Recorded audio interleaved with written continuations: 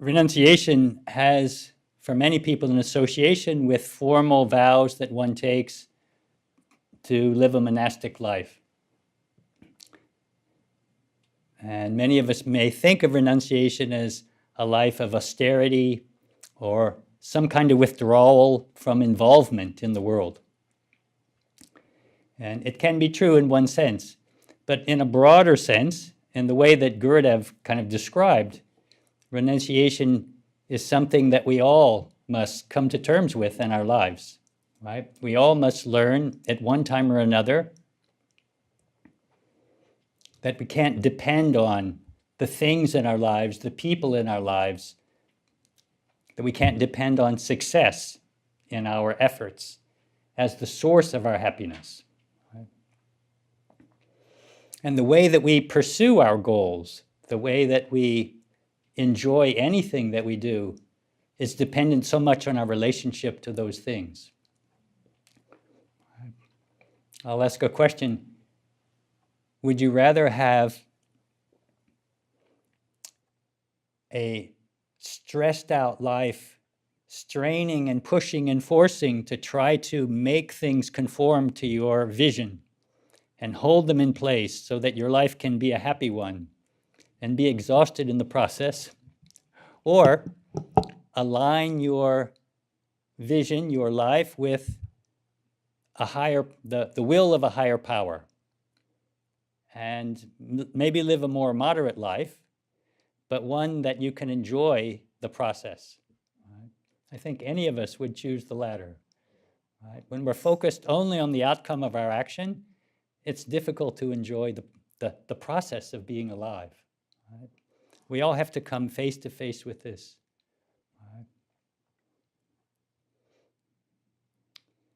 Right? Of course, it's important that we understand that in the name of spiritual life, we don't have to give up things. It doesn't mean that we can't have goals, that we can't enjoy many things, that we can't have fun.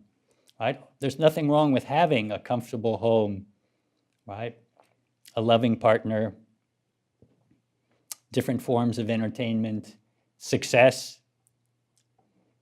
The problem comes when we depend on those things as the source of our happiness. Right?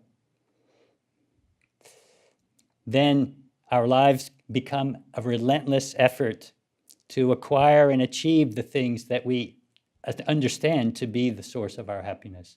We end up in this kind of non-stop cycle of effort and frustration, excitement when things go well, disappointment when they don't, up and down, up and down.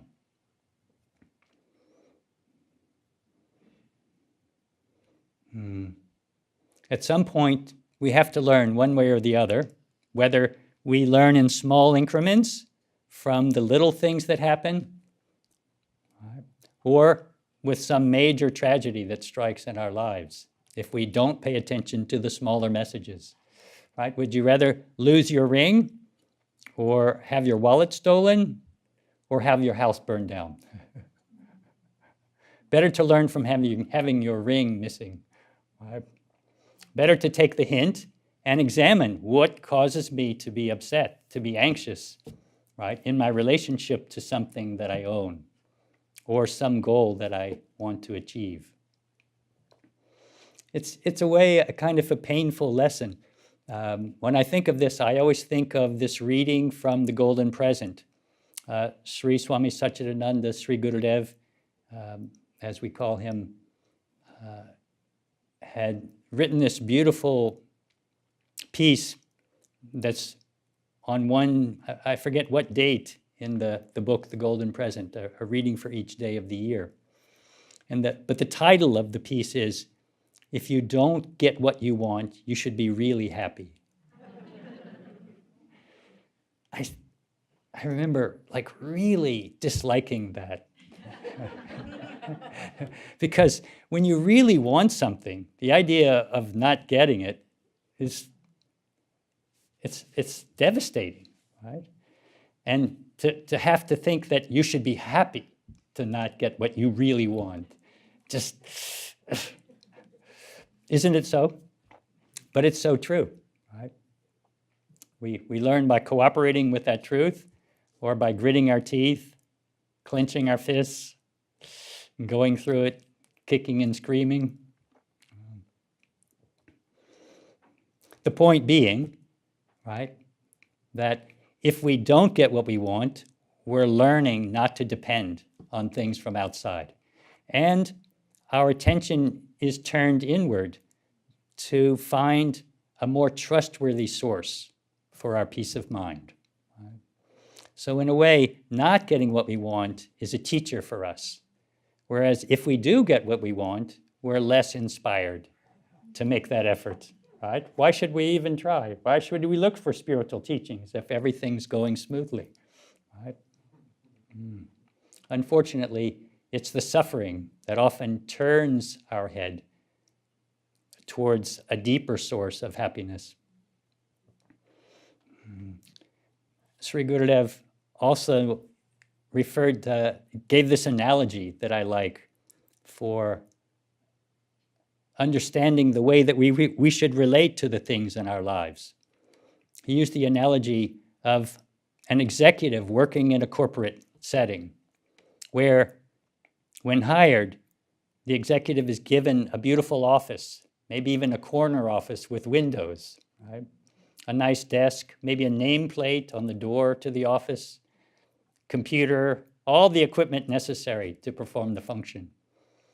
But then when the job is over, he would say, can you take all those things home with you? Your computer, right? Your phone, right? All of those things belong to the business. You're just the caretaker.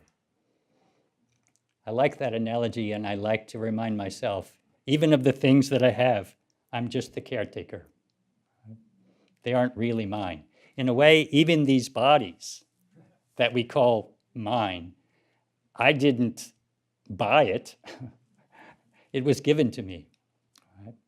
It's true. It's my duty to take care of it. I should at least learn some Ayurveda to take care of it properly. Right?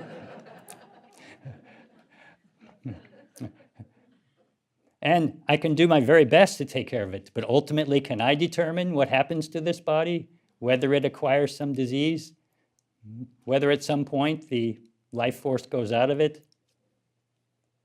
I wasn't responsible for its coming into being, and I won't be responsible for its leaving. So in a way, even this body is something that we're the caretakers of. It's a nice way to think of it. Take care of that body well, it's your responsibility. In a way, it's a little bit of an ultimate lesson. We should start with something a little more simple and doable for us than complete detachment from the body.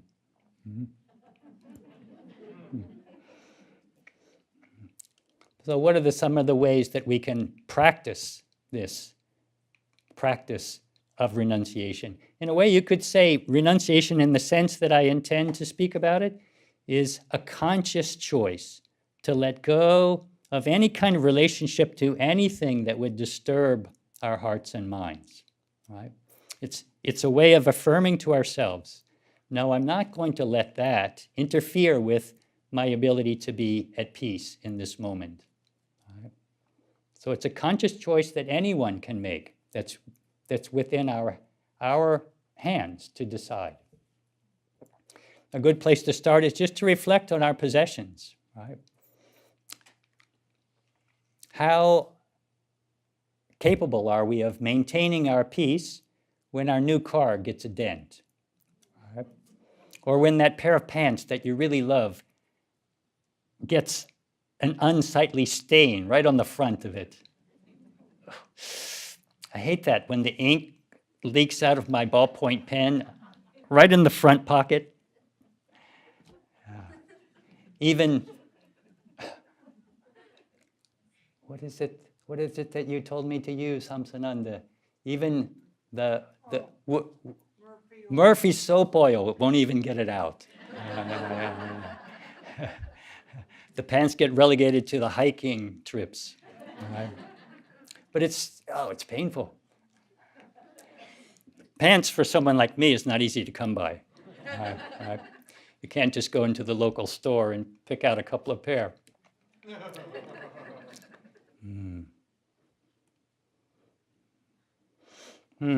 Does our ability to be happy go up and down with the stock market, right? For many people, it's something like money that really gets to them, right? It's something that many people may be easeful with their possessions, but when it comes to money, right? Even family members have squabbles, right? Over disagreements. So it's a beautiful thing for us to reflect on. Am I losing my peace over something like this? Reverend Jagannath, some of you know well, one of our senior teachers, disciple of Sri Gurudev. I remember him telling this little story of a friend of his who dreamt of having a special Mustang, Ford Mustang car, right? And I think a particular color, maybe it was red, I'm not sure. He finally ordered that car and had it delivered from farther away, specially delivered, but he couldn't get one the color that he wanted. So he bothered to get the car painted, a beautiful paint job to the exact color that he wanted. And that was a lot of extra cost. Right? And he got that car and he was so happy and proud of his Ford Mustang. He went over to pick up Jagannath for a ride in the new car. And it happened to be raining that day. When Jagannath got to the door and opened it, the friend handed him a plastic bag and said, "Take off your shoes." Can you imagine standing outside the car, take off your shoes to put them in the plastic bag in order to get into the car because he didn't want the car, right? Even the foot, what do you call that, where the feet go in the car, right? The door, no, the floor mat. Imagine how he felt when the car got its first ding. Right? Another, probably a place where this idea of renunciation or the proper relationship to things, another place where it may be practiced even more potently is in our relationship to our efforts. Right? I assume Ashokananda is talking about the paths of yoga, is describing the path of karma yoga, right? The path of right action, where we learn not to depend on the outcome of our efforts, right? It's so easy to see how anxious we get when we're really fixated on things coming out the way that we want, right? Right? There's endless examples. A doctor won't operate on a family member, right? A judge in a case where they know the defendant has to recuse himself or herself, right? For any of us, when we're so worried about the outcome, we disturb our ability to perform well, right? And that's so much the climate of the world that we live in, right? Where there's so much emphasis on performing well, achieving rank, right? Being the number one performer, right? The gold medal, the top 10. So much emphasis on success and achievement. Makes it very difficult. Even when we attempt to practice something like yoga or meditation, right? We bring that same kind of just do it mentality to that practice. We make it really difficult.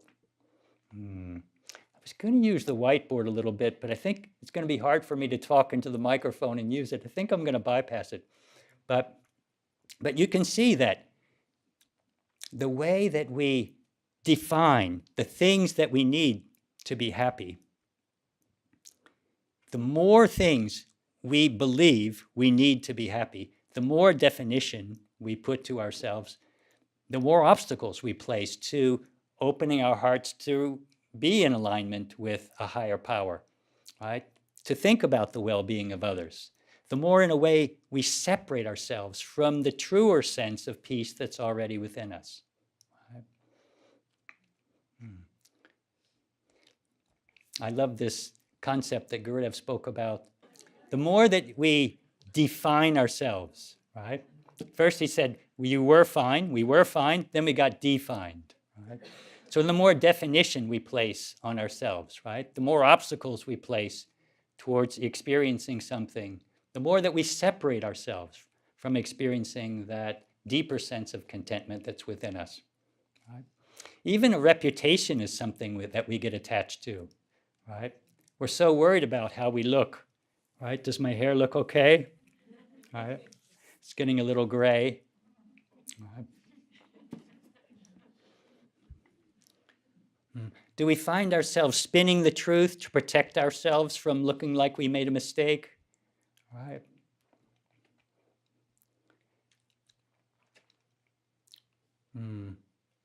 Murugananda said I should share a personal story, and I thought of this example of being worried about how I appeared to others.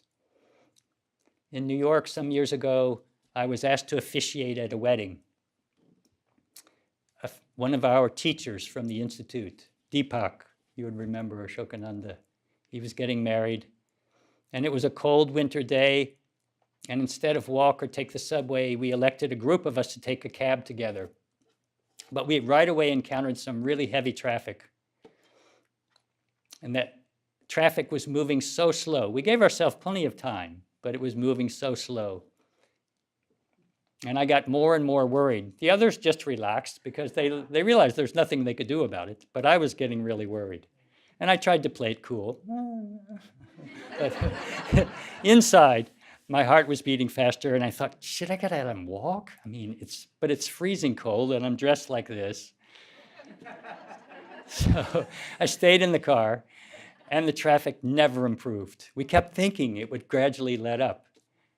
And it got to the time we were supposed to be there, and we got past the time, and I felt terrible. Here I am, the officiant, and I can't even show up on time. All right? His parents don't know anything about swamis or yoga, and how am I going to look? Right? The swami shows up late. Right? So we finally got there. I rushed inside, my heart beating nervously. And I found out that the parents weren't there. A lot of people weren't there. They were in the same traffic jam. I had to go into the bathroom to calm myself down,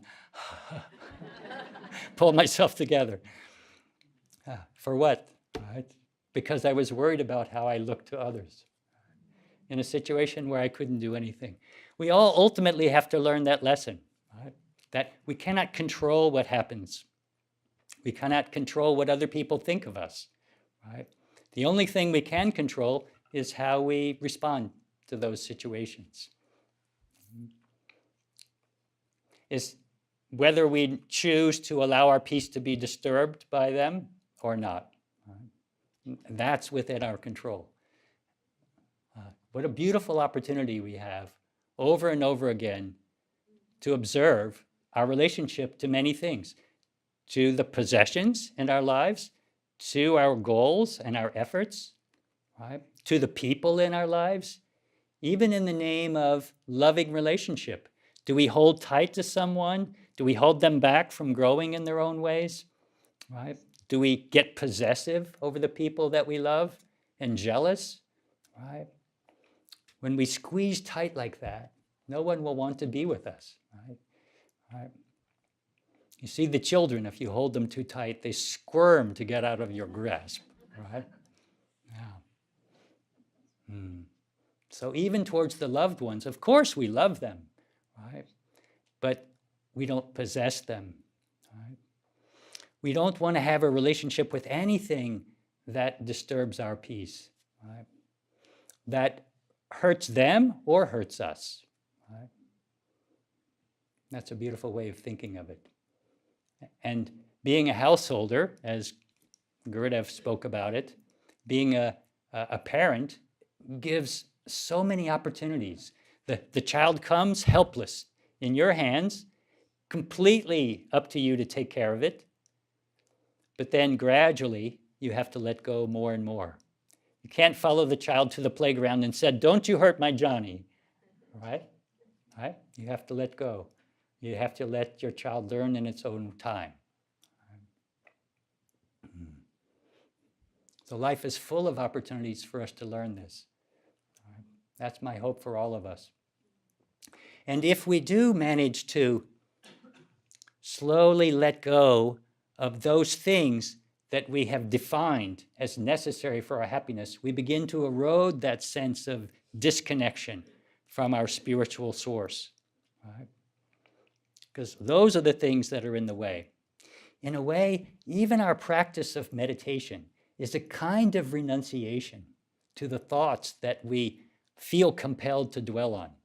You know how when you sit for meditation, the mind wants to go to the next thing that you're worried about, or plan something, or look forward to something that's coming up next, or consider something that happened to you before.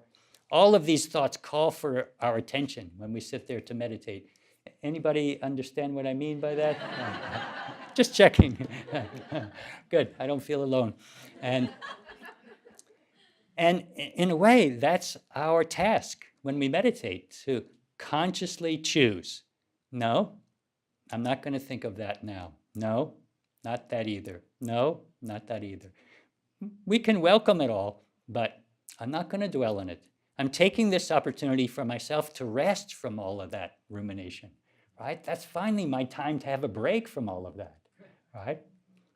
I love that way of thinking of my meditation, as a rest from all that relentless thinking that I do all the rest of the time, right? And that's also a kind of renunciation, right? That's also another way that we erode that way that we define ourselves, right? That we gradually remove that obstacle to the experience of something deeper that will illuminate our hearts and minds if we allow it in, right? If we make space for it, right? If we declutter our lives from definition of things that we must have in order to be happy, right? If we learn to declutter our minds from all the thoughts that want to bubble up, and we experience this more stillness in our lives and openness, then we receive this kind of grace that we would never know existed if we don't make that kind of effort. And when we do experience a little bit of that grace, that kind of innate contentment that's not dependent on anything, we want more and more of that. Right? It takes some effort in the beginning. Right? I think anyone that's been practicing yoga for some time knows it takes some effort, but once you get a taste of that, then you know nothing else will do it. And that's worth really putting some effort into. So I applaud all of you who've taken time out of your lives to come here, to spend a weekend or even longer, to commit yourself to doing spiritual practice. Make good use of that time, right? There's so much benefit to be gained from it. And that's my hope from all of us, that we make good use of the time that we spend in meditation, that we are more and more sensitive to what it is that's disturbing our happiness and preventing us from being naturally at peace with our lives. The more aware we become, the more consciously we can choose to let go of that which would disturb us.